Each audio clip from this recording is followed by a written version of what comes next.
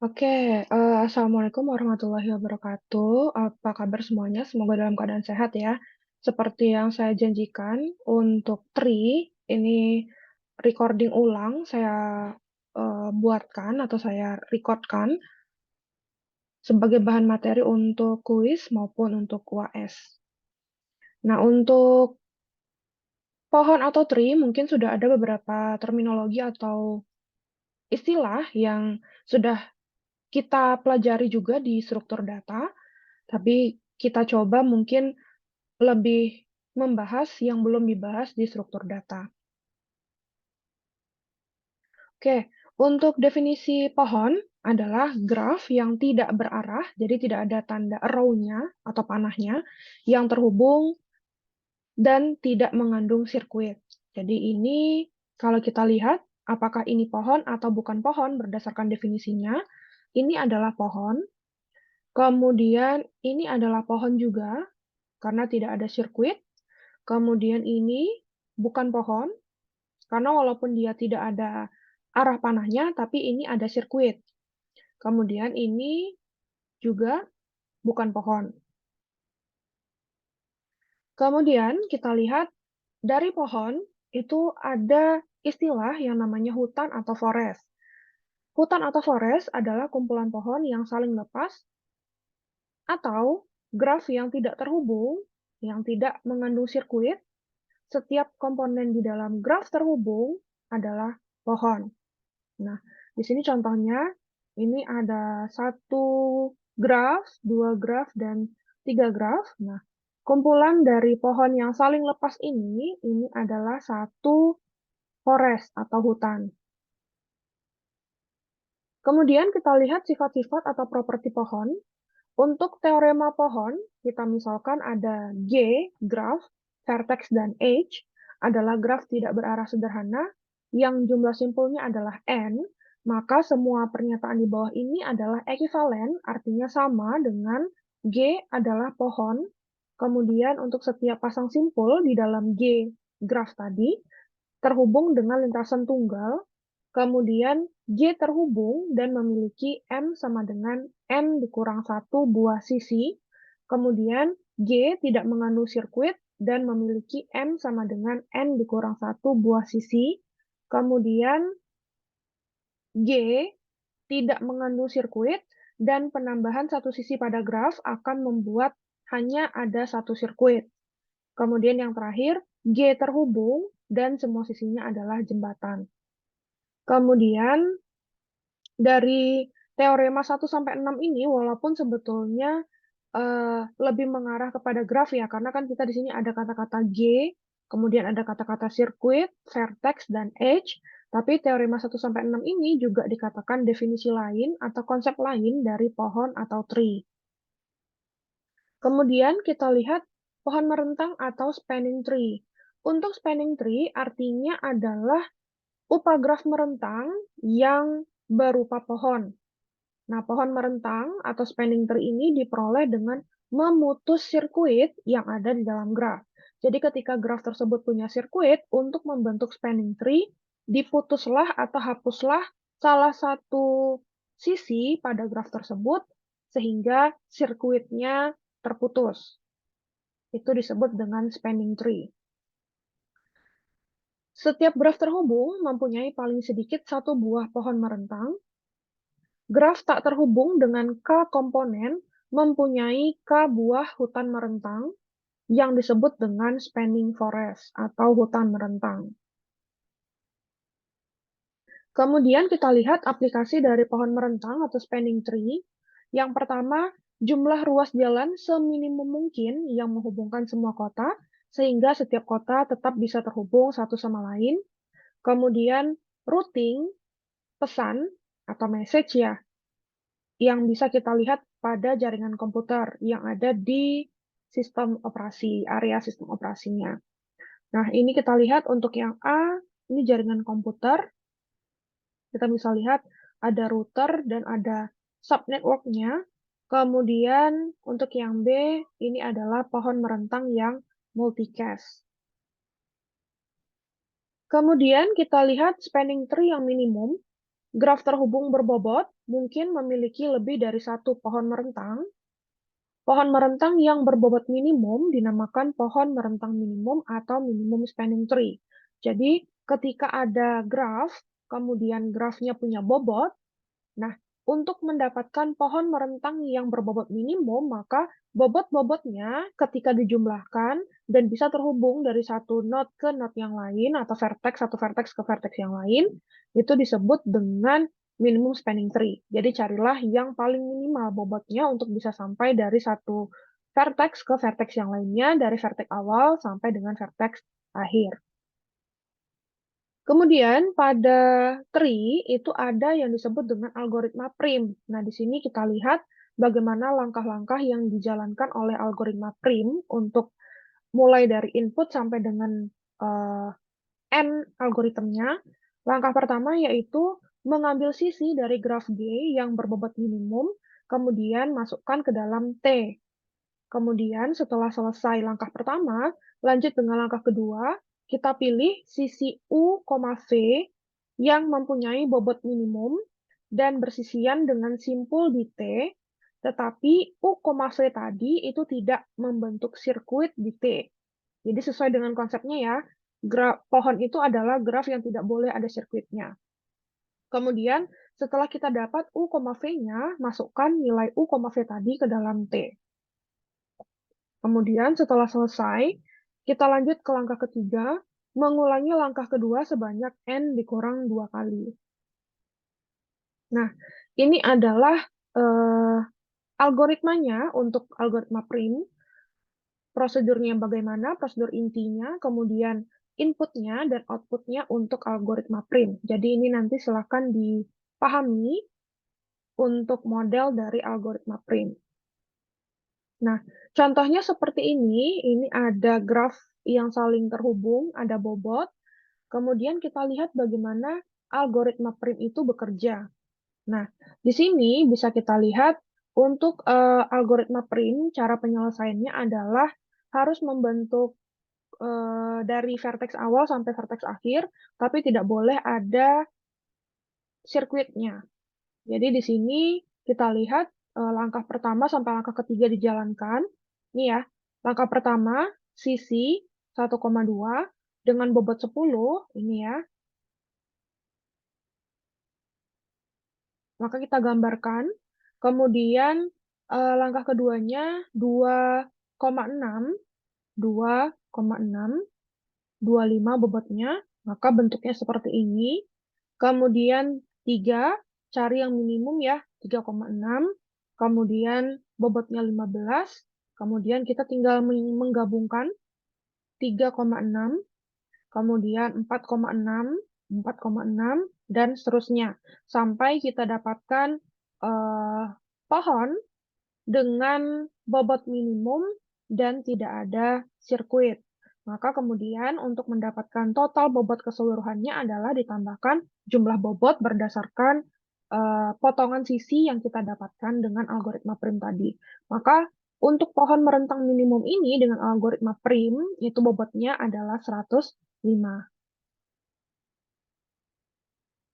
Kemudian kita lihat untuk pohon merentang yang lain, pohon merentang yang dihasilkan tidak selalu unik meskipun bobotnya tetap sama. Hal ini terjadi jika ada beberapa sisi yang akan dipilih itu memiliki bobot yang sama. Jadi ini konsep, termasuk konsep ya untuk pohon merentang atau spanning tree. Ini kita lihat sama, ada graf dan ada bobotnya. Kemudian kita cari minimum spanning tree-nya. Caranya sama, bisa dengan algoritma prim tadi. Jadi, carilah atau pilihlah bobotnya yang paling minimum yang bisa menghubungkan antara satu node dengan node yang lainnya. Dari awal sampai akhir. Jadi, untuk ini bisa kita pilih, ada kita bentuk ya, bukan kita pilih. Ada 3 buah pohon merentang minimum yang bisa dibentuk dari ini dengan bobotnya sama yaitu 36. Artinya ketika sudah selesai membentuk 3 buah pohon merentang minimum, bobotnya ketika dihitung untuk ketiga pohonnya itu sama 36. Artinya mau digambarkan dengan pohon merentang yang mana dari tiga ini? Itu jawabannya betul kalau untuk di kuis atau di UAS. Kemudian algoritma kedua pada pohon itu ada yang disebut dengan algoritma Kruskal. Nah, algoritma Kruskal ini ada beberapa langkah juga sama dengan algoritma prim tadi. Langkah pertama atau initial state-nya untuk algoritma Kruskal adalah sisi-sisi dari graf yang sudah diurut menaik berdasarkan bobot-bobotnya dari bobot yang paling kecil sampai dengan bobot yang paling besar. Nah, untuk langkah pertama, T itu masih kosong. Kemudian langkah kedua, pilih sisi UV dengan bobot minimum yang tidak membentuk sirkuit di T. Kemudian kita tambahkan nilai U, V tadi ke dalam T yang awalnya kosong. Sekarang ada nilai U, V baru. Kemudian yang ketiga, ulangi langkah kedua sebanyak N kurang 1 kali. Nah, kita lihat bagaimana algoritmanya. Nah, ini sama seperti algoritma prim tadi, ada prosedurnya juga untuk Kruskal, inputnya apa dan keluarannya atau outputnya apa. Jadi ini bisa dipahami algoritmanya, atau mungkin bisa juga ya dicoba untuk membuat full algoritma Kruskal dari potongan pseudocode berikut. Nah, ini adalah contoh untuk algoritma Kruskal, sama ya seperti prim tadi, juga kita punya bobot sebuah graf yang utuh, kemudian kita mau mencari minimum spanning tree-nya. Nah, caranya juga lebih kurang mirip-mirip sama dengan algoritma prim, hanya saja ada ketentuan di mana kita harus menaikkan atau mengurutkan terlebih dahulu dari yang rendah sampai yang tinggi, diurut menaik maksudnya, eh, sisi yang ada pada graf tersebut. Kalau prim kan tidak ya, itu bebas kita mau menarik dari mana. Sedangkan kalau algoritma Kruskal ada initial state-nya, harus sisi-sisinya pada graf tersebut diurut naik. Nah, setelah kita selesai untuk melakukan step by step dari algoritma Kruskal, pohon merentang minimum yang dihasilkan adalah seperti ini.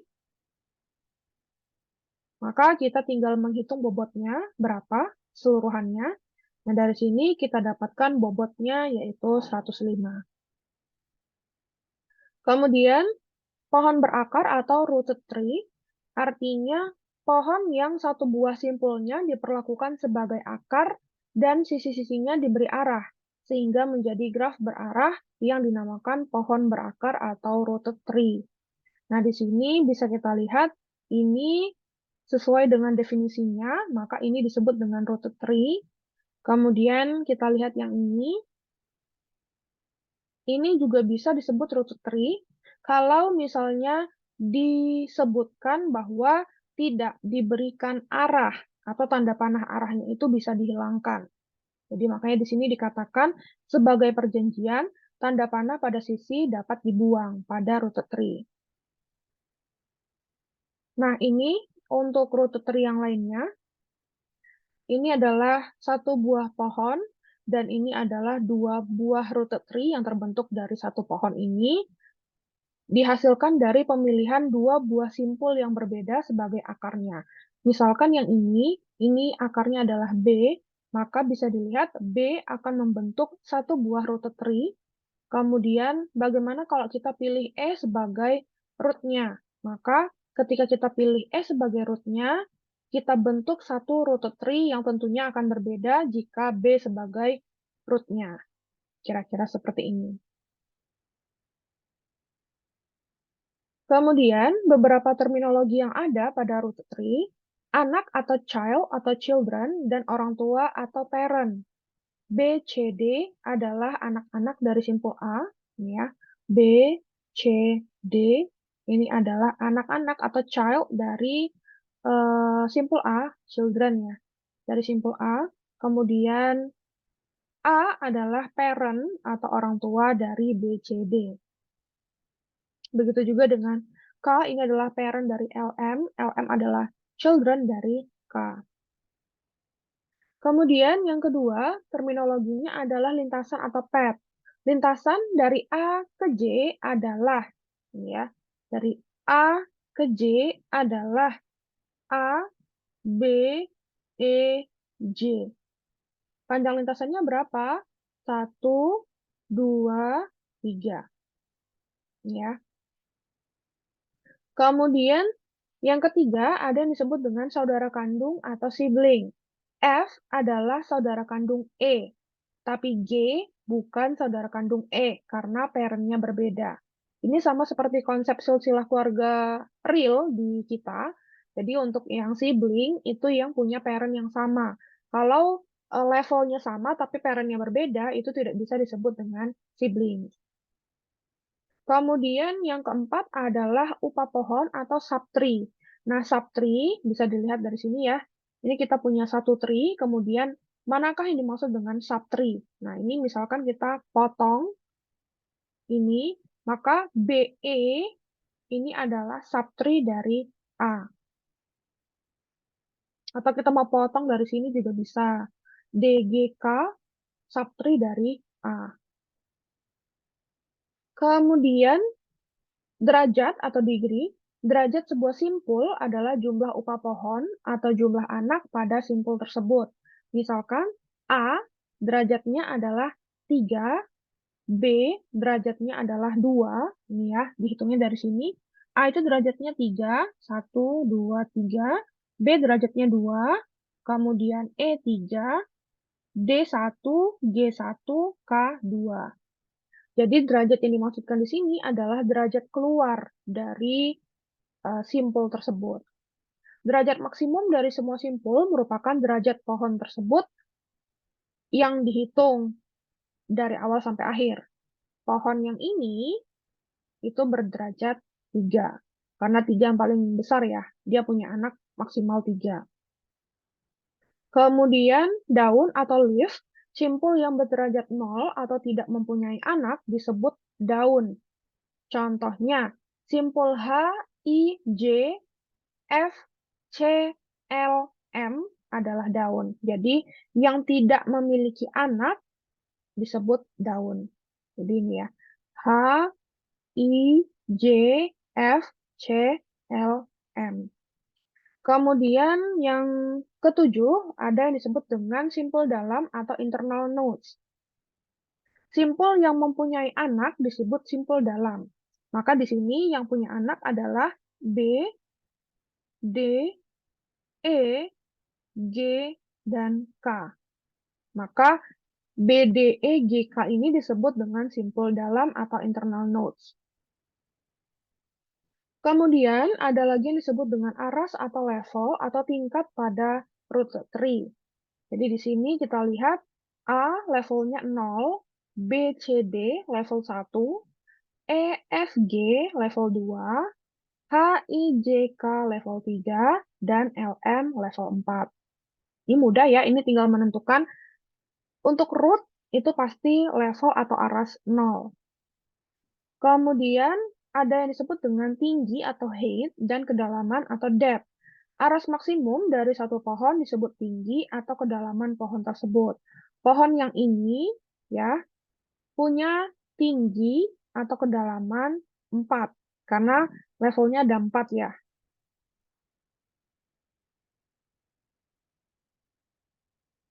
Pohon terurut atau order tree. Pohon berakar yang urutan anak-anaknya penting disebut pohon terurut atau order tree. Nah, ini bisa dilihat contohnya adalah A dan B, ini termasuk order tree, dua pohon terurut yang berbeda.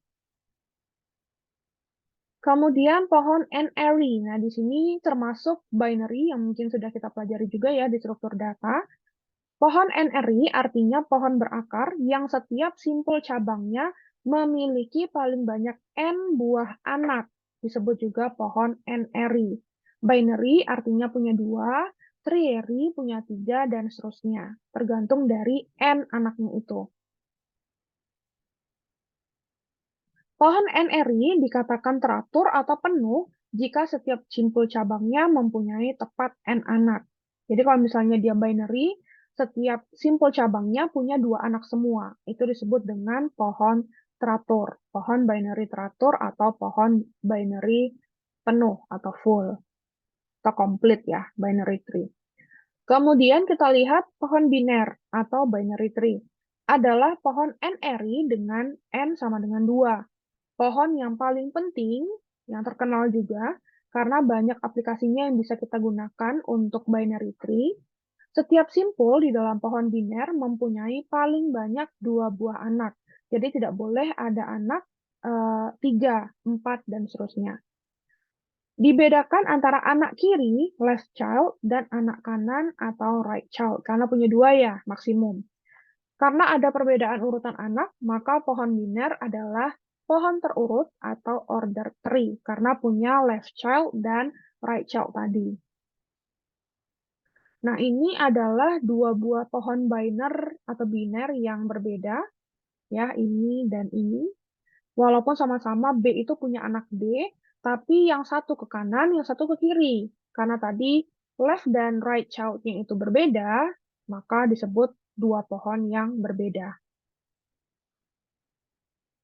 Nah, ini juga begitu. Yang satu condong ke kiri, yang satu condong ke kanan.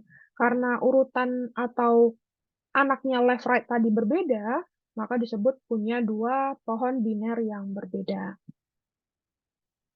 Nah, ini adalah complete binary tree, di mana setiap parent punya 2 anak.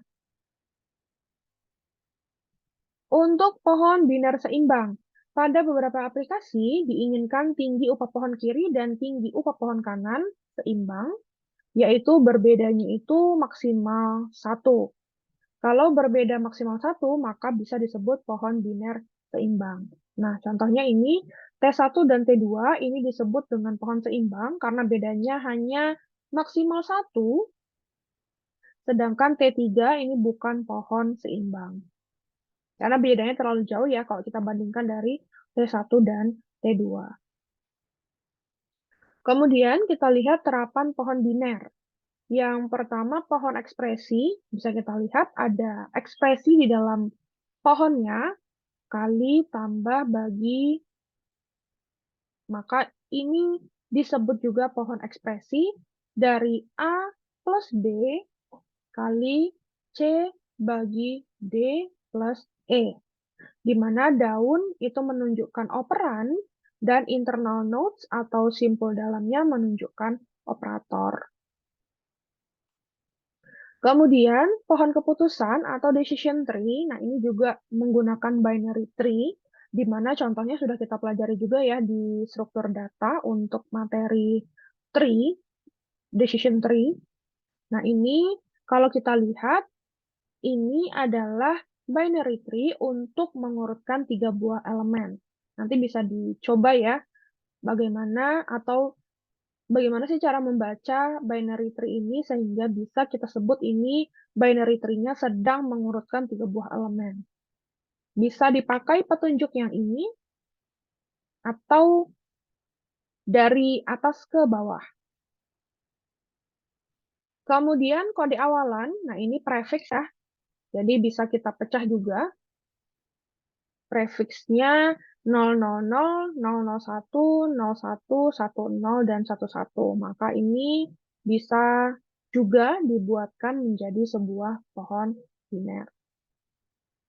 Kemudian kode Huffman, nah ini sudah kita bahas juga ya. Kode ASCII, A, B, C, D, E, sampai Z.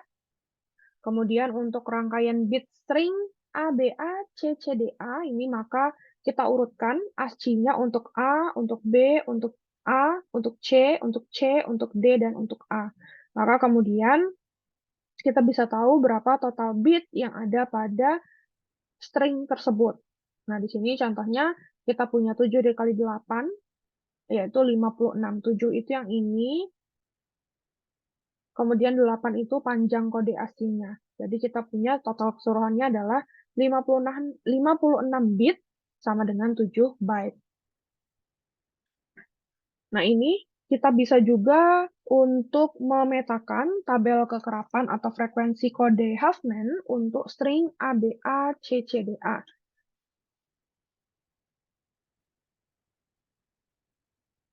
Kemudian kita lihat algoritma pembentukan pohon Huffman. Ada beberapa langkah juga yang harus dilakukan. Yang pertama, pilih 2 simbol dengan peluang probability yang paling kecil pada contoh simbol B dan D, misalkan di slide sebelumnya.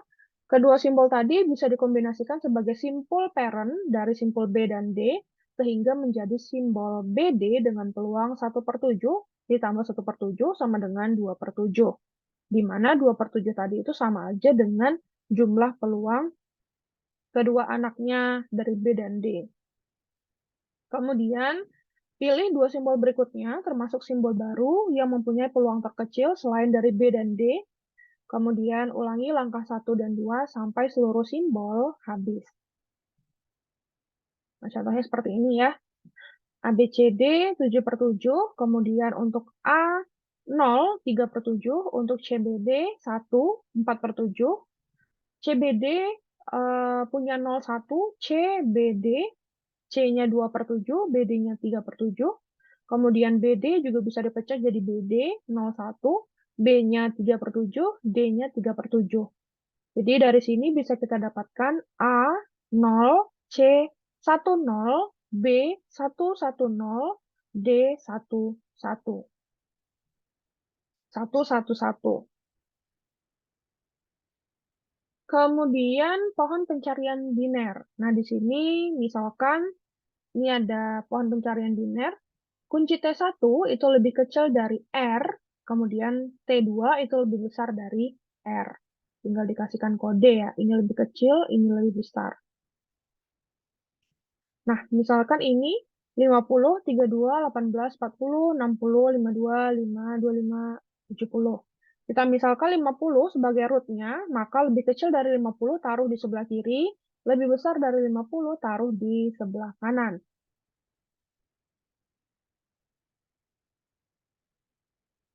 Nah, ini juga mungkin sudah kita bahas ya di struktur data, penelusuran atau traversal dari binary tree, pre-order, R, T1, T2, algoritmanya atau cara paling sederhananya adalah kunjungi R, kunjungi T1 secara pre-order, kunjungi T2 secara pre-order.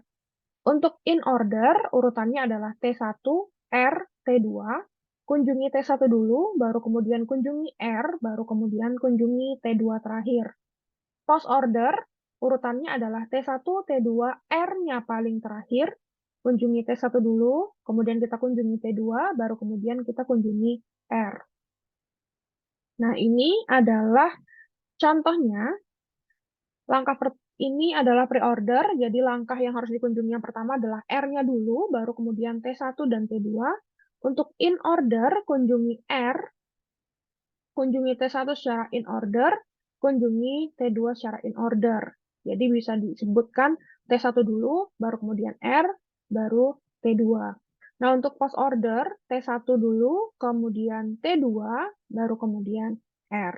Nah, inilah kunci yang harus diingat untuk traversal binary tree. Nah, ini ya contohnya. Kalau misalnya kita disuruh membuat binary tree pre-order, in order, dan post order, maka yang harus diingat adalah yang ini tadi. Ya. Untuk pre-order, ini, maka kita bisa mulai dari root-nya dulu, kemudian ini plus, kemudian A bagi BC, kemudian kurang D bintang atau star atau perkalian EF. Nah, begitu juga dengan in order dan post order. Nah, ini contoh soal. Tentukan dan gambarkan pohon merentang minimum berdasarkan graf di bawah. Nah, ini boleh pakai algoritma prim atau kruskal ya. Bebas, mana yang mudah saja. Yang penting intinya mencari nilai minimum spanning tree. Boleh diurutkan dulu, boleh langsung. Ini ya, kalau misalnya sudah kalian pilih mau menggunakan prim atau kruskal, mau diurutkan dulu kruskal, kalau mau langsung prim, kemudian dicari yang paling kecil bobotnya, dan setelah dapat, tidak membentuk sirkuit lagi, jumlahkan semua bobotnya. Maka bobotnya totalnya adalah 22, yang paling minimum. Kemudian, contoh soal berikutnya, sebuah pohon 4 eri, tingginya 5, atau depth-nya 5. Tanpa menggambarkan pohonnya, hitunglah jumlah maksimum seluruh simpul di dalam pohon tersebut. Berapa jumlah maksimum seluruh daunnya? Maka dari sini bisa kita cari dengan rumus. Kalau dia pohon 4 eri, artinya M-nya 4, kemudian tadi kita juga punya tingginya 5 atau depth-nya 5, maka H-nya sama dengan 5. Jumlah seluruh simpul maksimum pohon tersebut adalah S, ini ya rumusnya, kecil sama dengan M pangkat H plus 1 dikurang 1 dibagi M plus 1 kurang 1. Maka kita masukkan M-nya tadi 4, H-nya 5 plus 1 dikurang 1, M dikurang 1, 4 dikurang 1. Maka kita punya seluruhnya adalah 1365 simpul, sedangkan jumlah maksimum seluruh daun itu harus lebih kecil sama dengan M pangkat H. Tadi kita punya M-nya 4, H-nya 5. Maka 4 pangkat 5 sama dengan 1024 daun atau leaf. Ini tinggal dihafalkan rumusnya saja ya, kalau bingung bagaimana menangkap kata kuncinya atau cara mencarinya. Bisa tinggal menghafalkan rumusnya, kemudian tinggal masukkan M dan H-nya. Kemudian ini ada soal lain diberikan berupa rangkaian karakter dengan urutan sebagai berikut. Gambarkan pohon pencarian yang terbentuk, kemudian tentukan hasil penelusuran pre-order, in-order, dan post-order dari jawaban yang A. Maka kalau seperti ini, kita bisa urutkan dulu. Jadi karena P yang pertama, kita bisa jadikan P adalah root-nya, maka kita bisa buat rumus untuk yang kecil dari P di sebelah kiri, untuk yang besar dari P di sebelah kanan. Kemudian setelah kita punya gambar pohonnya, kita bisa tahu pre-order, in-order, dan post-ordernya sesuai dengan rumus yang tadi. Pre-order R dulu, T1, T2. Untuk in-order, T1 dulu, R, T2. Untuk post-order, T1, T2, baru kemudian R. Kemudian untuk soal keempat, contoh soalnya, sebuah turnamen catur diikuti oleh 5.000 orang peserta. Berapa banyak pertandingan yang harus diadakan sampai ditemukannya juara jika turnamen menggunakan sistem gugur, yaitu peserta yang kalah tidak bisa bertanding lagi dan peserta yang menang akan melawan pemenang pertandingan yang lainnya. Pohon graf apa yang akan terbentuk dari studi kasus tersebut?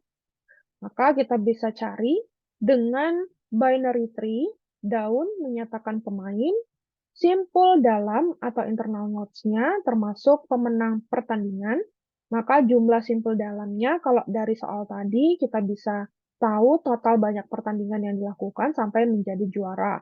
Jadi kita bisa ibaratkan untuk variabel I itu adalah banyaknya simpul dalam, T itu banyaknya simpul daun. Karena setiap pertandingan tadi diminta ada yang gugur, ya tidak bisa mengikuti pertandingan lagi, maka berlaku hubungan I sama dengan T dikurang 1. Kalau tadi ada 5.000 peserta, maka 5.000 dikurang 1 sama dengan 4.999 jumlah pertandingan. Graf yang terbentuk otomatis kalau 4.999 adalah pohon binary full. Artinya hanya ada maksimum satu beda ya dari bentuk yang komplitnya. Kemudian contoh soal yang lainnya, tentukan hasil penelusuran pre-order dan post-order dari pohon foreri berikut. Maka ini sama seperti yang tadi ya, kita harus tentukan dulu pre-order itu bagaimana, post-order itu bagaimana. Baru kemudian kita bisa menentukan urutan dari pohon ini. Ini dia pre-ordernya A, dimulai dari A dulu, A. Sedangkan untuk post order, karena dimulai dari T1, maka dimulai dari C. Kemudian kita lihat apa saja implementasi tree atau pohon pada beberapa proyek yang berkaitan dengan ilmu komputer, artificial intelligence. Yang pertama, decision support in medical data using 3D decision tree visualization. Kemudian bisa juga tactical decision system of table tennis match based on C45 decision tree. Jadi C45 itu adalah metodologi pada sebuah metode ya, pada tree yang bisa digunakan. Kemudian accuracy prediction for distributed decision tree using machine learning approach. Atau bisa juga COVID symptom severity using decision tree, research on cost decision of specialized automobile manufacturing enterprise based on theory of decision tree, atau bisa juga decision tree usage for student graduation classification, comparative case study in Faculty of Computer Science, Brawijaya University, implementation of decision tree using C45 algorithm in decision making of loan application by debtor. Ini juga bisa ya, sama seperti menentukan bermain tenis atau tidak. Karena cuaca yang buruk, hujan, berangin, windy, rain, atau clear, cloudy. Kemudian yang terakhir, contohnya bisa juga prediction of the loss of carbon spill erosion corrosion in source water system based on decision tree and two kinds of artificial neural network model. Nah, ini menggunakan ANN, artificial neural network. Nah, itu saja kira-kira, jadi memang tidak terlalu banyak terminologi baru karena beberapa di antaranya sudah pernah kita bahas di tree struktur data. Oke, eh, sekian ya ini karena kita sudah masuk minggu lalu ya kita sudah belajar kompleksitas algoritma.